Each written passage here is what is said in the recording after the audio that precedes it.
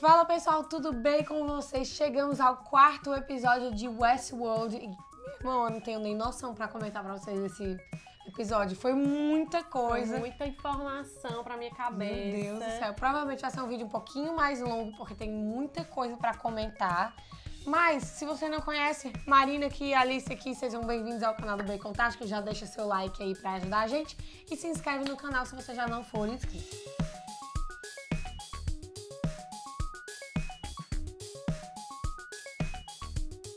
A gente começa o episódio, assim, parabenizando essa direção maravilhosa, com esse plano sequência aí da rotina do Sodelos e tipo... Do tédio dele, né? Do tédio dele e mostrando cada detalhe entre aspas, né? Mas os detalhes ali do apartamento dele, que depois a gente descobre, que é mais ali uma câmara de observação, de comportamento dele, né? Bem diferente a imagem dos outros episódios, que geralmente são mais amplos, né? Mostram mais muito do parque, etc. Essa é uma parada mais minimalista, com uns shots de câmera focados mais no que ele tá fazendo, pra capturar mesmo a rotina, o dia a dia da vida dele.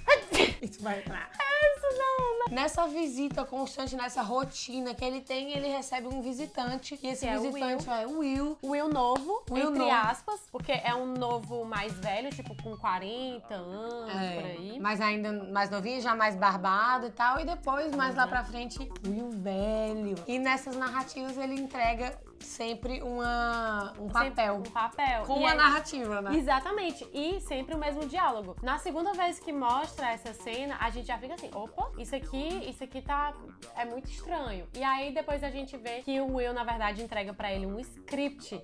E a gente descobre que o Will tá fazendo um experimento. Ou seja, ele tá pegando a mente das pessoas e colocando no corpo de host. De um host, ou seja, não é uma coisa nem outra. É, exatamente. É uma mistura, né? E aí o que ele tá tentando fazer, na verdade? Ele tá vendo uma maneira das pessoas viverem para sempre, né?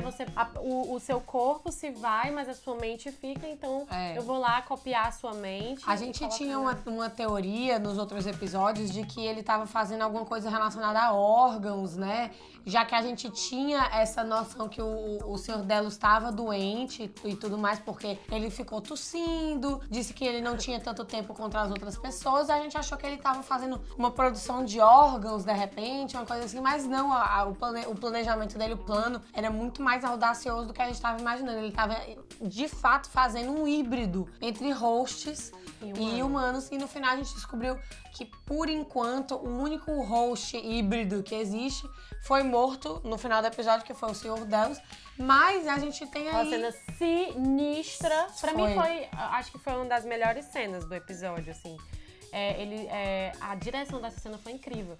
As luzes vermelhas criou uma tensão muito grande. Parecia filme de terror, parecia coisa de filme de terror. A minha cena não foi bem essa, mas é praticamente na mesma linha.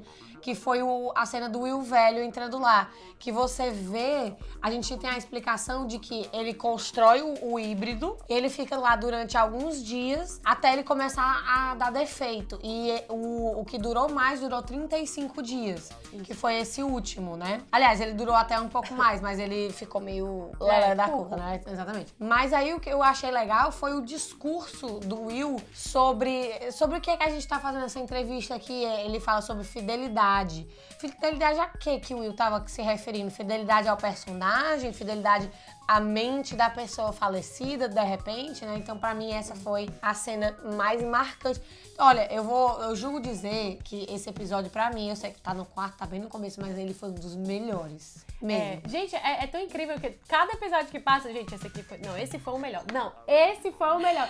Esse é o melhor. Ô, HBO, tá ficando difícil trabalhar com vocês, amigos. Ou seja, cada vez essa segunda temporada tá surpreendendo a gente, tá, tipo, incrível, tá avançando muito em relação à primeira temporada. Dentro desse diálogo que você disse que é o seu preferido, revela-se muitas coisas em relação ao tempo. Ou seja, o Logan já não está mais vivo. O Logan, a Juliet também, a mulher dele. Também, a esposa, né, já tinha se matado. E aí ele fala da filha, né, da neta, né, da neta do Sr. Delos e filha do Will. E filha do Will, que a gente vê posteriormente. Aí, a gente descobre quem é ela, né? Porque a gente já tinha visto ela no episódio passado. Mas tinha acabado o episódio e a gente achava que ela tava morta. Exatamente. E o que faz todo sentido ela ser a neta do Senhor Delos, por quê? Primeiro, ela teve toda aquela situação de testar a pessoa antes do sexo, naquela primeira cena do segundo episódio, do terceiro episódio. Isso já foi meio estranho. E Você segundo, já conhecia muito do parto. Exatamente. E o segundo é que ela falava a língua. Uma língua muito específica. A língua Da nação da fantasma. nação fantasma de um Da nação parque, fantasma. entendeu? De um negócio assim muito específico. Então, assim, faz todo sentido ela passar muito tempo no parque e entender muito daquilo ali. Como nesse episódio o Will foi o protagonista, de fato, tudo rodou ali mais ou menos ao redor dele, a gente tem que falar também de outras cenas marcantes com ele, que foi a cena lá dos confederados, né? Das pessoas que fugiram da Wyatt. Eu acho que eu vou começar a chamar ela assim, da Wyatt. E aí eles estavam agora, nós vamos planejar a nossa vingança e tal. E aí a gente fica amigo, o jogo aqui é uma coisa muito maior, né? Muito, enfim, não existe essa terra, ou será que existe essa terra Glória, né? Que eles estão dizendo. Então, assim, você fica, beleza, meu amigo, mas qual é o seu plano aqui? Porque tem um jogo maior acontecendo aqui, eu não sei se você tá entendendo isso. Eu achei que dentro de toda essa história dos confederados, o diálogo do Will com o cara lá, o líder, né? Ele foi, assim, incrível e ele casou muito com a situação da situação dele com o Senhor Delos, com o James, né? Ele falando sobre a morte, sobre ela ter que ser definitiva.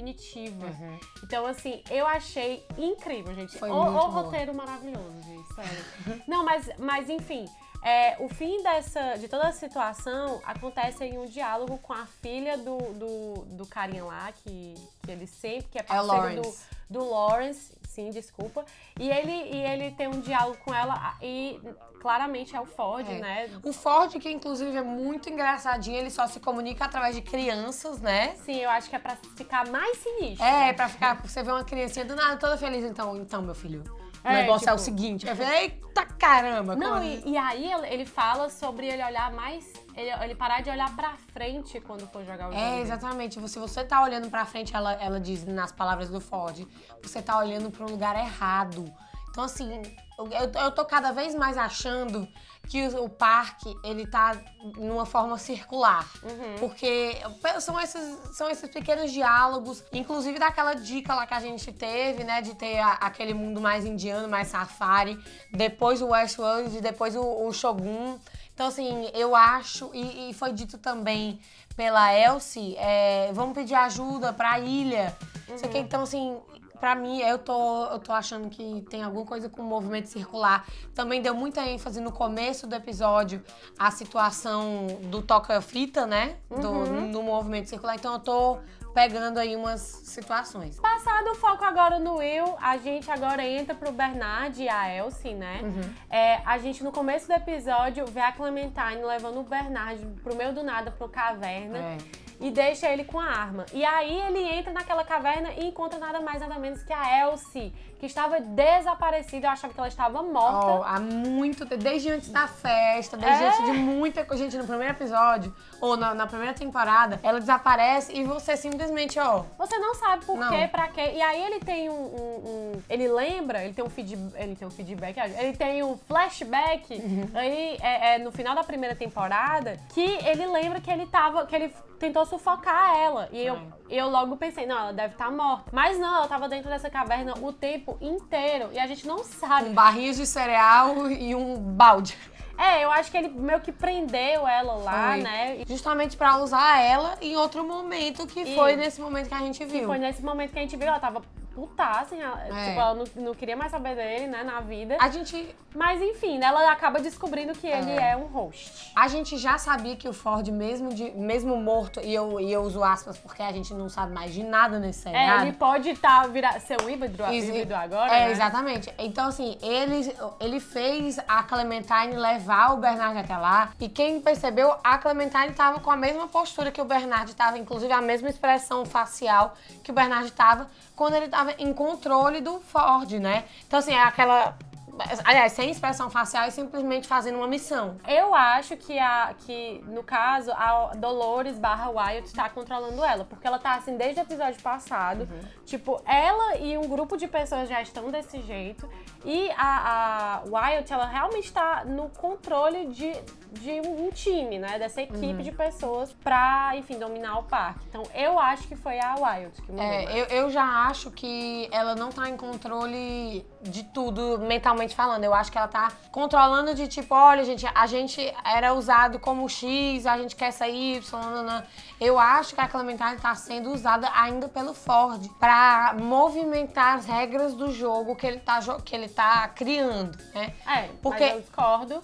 Porque o jogo do Ford tem um foco no eu. Então eu não sei se ele tá usando o Bernard. O Bernard pra alguma coisa, exatamente. Então, eu acho que ele precisava que o Bernard fosse parar lá, na entrada daquela caverna, e pra isso ele ordenou que a Clementine, assim que encontrasse ele, levasse ele pra lá, porque ele precisava que o checkpoint dele fosse lá, entendeu? Enfim. Aí na cena final, a gente descobre quem foi que fez aquela chacina dentro do laboratório. Foi o próprio Bernard. Que foi o próprio Bernard, já naquele modo sendo controlado pelo Ford. Exatamente. E aí ele escolhe, depois de ter jurado que não ia mais mentir pra Elsie, olha só que boa pessoa. E aí a gente acaba o episódio nessa dúvida. Qual é a tua Bernard? Eu acredito que o Bernard, ele tá... Eu acho que ele tá num momento que ele tá planejando as coisas pra ele mesmo, assim. Ele tá jogando por ele mesmo, sabe? Eu quero muito acreditar nisso. Muito. Eu acho que ele não tá confiando totalmente em contar tudo pra Elsie, porque ele tá tipo, não, eu vou cuidar de mim mesmo aqui, não vou revelar tanto assim não, entendeu? E eu penso o seguinte, eu tô na dúvida, porque foi dito pela Elsie, inclusive, que o Bernard tava pulando de tempo em tempo na cabeça dele. E houve um tempo na cabeça do Bernard que ele era humano. Houve um tempo que ele era host, um tempo que ele era host controlado, host não controlado. Então, assim, ele já foi todo tipo de host que você pode ter. Então, assim, o que garante que quando a cabeça dele muda de tempo, ele esquece o que ele tá sentindo agora no momento presente, entendeu? É muito confuso essa cena. E no final das contas, ninguém nem sabe. E dentro de toda a situação, a gente vê de novo aquela situação daqueles dados do Peter, né? Do Peter Abernathy, que a gente vê como é mais ou menos esse sistema de informação. Circular, exatamente. Que é circular também, né? E provavelmente a gente talvez veja um pouco mais disso no próximo episódio, se aparecer a Charlotte e tudo. Que eles ainda estão buscando esses dados. Mas eu ainda estou na dúvida se os dados ainda estão no Peter. Ou se já estão no Bernard. Mas eu acho, se os dados estiverem no Bernard, eu acho que a Elsie já teria visto, porque ela passou muito tempo com ele apagado lá. Tanto é que ela fala, olha, eu dei uma mexidinha aí em umas coisas, tentei organizar. E aquela câmara que eles tinham acesso àqueles dados era dessa treta aí, dessa treta das informações. Ou seja, será que eles estão fazendo outros tipos de experimentos além desse lado das pessoas híbridas e dos dados lá das informações? Será que está acontecendo outros experimentos? A gente pode ver isso depois. Acho que, de fato, a informação mais importante desse episódio todo é o que estava acontecendo com os híbridos, né? Esse era o grande plano deles. É isso aí, gente. Esses foram os nossos comentários sobre o 4º episódio da 2ª temporada, que foi incrível, gente. O Nolan arrasa, Jonathan Nolan. Você é meu rei. E é isso aí, gente. Comenta aqui embaixo. Diz o que você achou desse episódio. Dá um tapa no like. Dá um tapa no like. Fala pra gente quais são as suas teorias. O que você achou das cenas. Qual foi a sua cena favorita desse episódio. E é isso aí, gente. Se inscreve nesse canal que tem mais vídeos sobre Westworld. Todo domingo. Beijo.